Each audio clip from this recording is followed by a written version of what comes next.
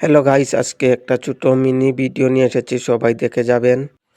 তারপরে পরিমাণ মতন আমি লবণ দিয়ে দিলাম এখানের মধ্যে, মাছের মধ্যে লবণ পরিমাণ মতো দিয়ে। এরপরে আমি হলদি পাউডারগুলো নিয়ে নিলাম হাতে। হলদি পাউডারগুলোই আমি পরিমাণ মতো মাছের মধ্যে ঢেলে দিতেছি। আর আজকের মাছ রয়েছে চিংড়ি মাছ, রৌ মাছ। এখন আমি একটু ভালো করে ওগুলাকে লবণ হলদি পাউডারের সাথে মাছের রংটাকে চেঞ্জ করে দিতেছি।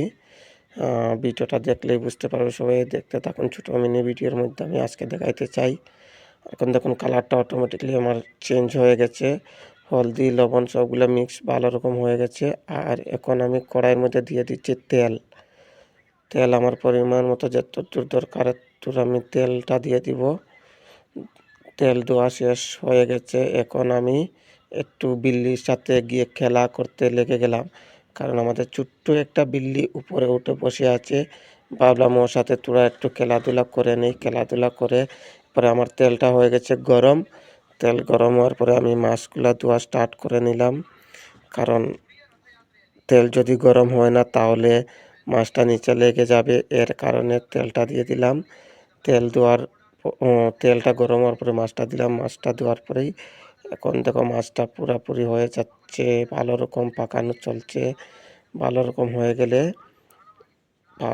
হয়ে গেছে। এখন আমি উল্টা করে এখন উঠে নিচ্ছি প্লেটে, কারণ প্লেটে ওঠাচ্ছি, দেখতেই পাচ্ছেন সবাই।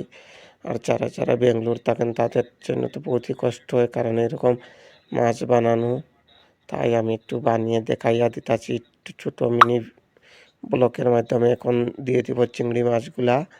চিংড়ি মাছগুলা আজকে আমি রেখেছি, হাফ কিপিং করেছি, কারণ প্রতিদিন পুরা ক্লিন করার পরে মাছটা খাইতে পুরো মাংসের মতন লাগে।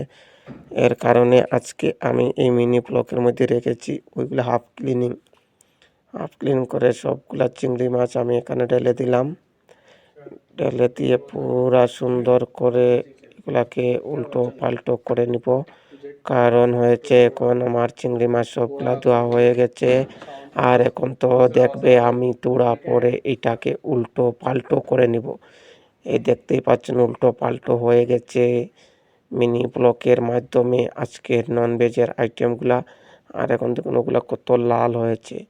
আর এরকম হলে লালই হয় না, কিছু না, মাংসের মতন করে ক্যাচ করে খাইতে এর কারণে ভালো লাগে না। এর কারণে আজকে আমি মিনি ভিডিওর মাধ্যমে এগুলো রেখেছি, হাফ ক্লিন করে রেখেছি। আর মাছের মাথাটা ফেলে দিয়েছি, কারণ ওইটাতে প্রচুর পরিমাণের মাটি বালু এগুলো থাকে। আর এখন দেখতেই পাচ্ছেন আমার চিংড়ি মাছগুলো ভাজা হয়ে গেছে। এইগুলাই আমি প্লেটের মাধ্যমে উঠাইয়ে নিতেছি, প্লেটে সুন্দর করে উঠাইতেছি। আর একটু পরে আমি গ্যাসটাই অফ করে দিব, কারণ আমার সবজি রেডি হয়ে নাই। আর আজকে বানাবো চিংড়ি মাছ দিয়ে, আর কি বলে আলু টমেটো দিয়ে ধনিয়া পাতা উপরে ছিটকে দিয়ে একটু সুস্বাদুর খাওয়ানটা আমি বানিয়ে দিব। কারণ আজকের এটাই হলো স্পেশাল, আর কিছু বানাতে পারি নাই।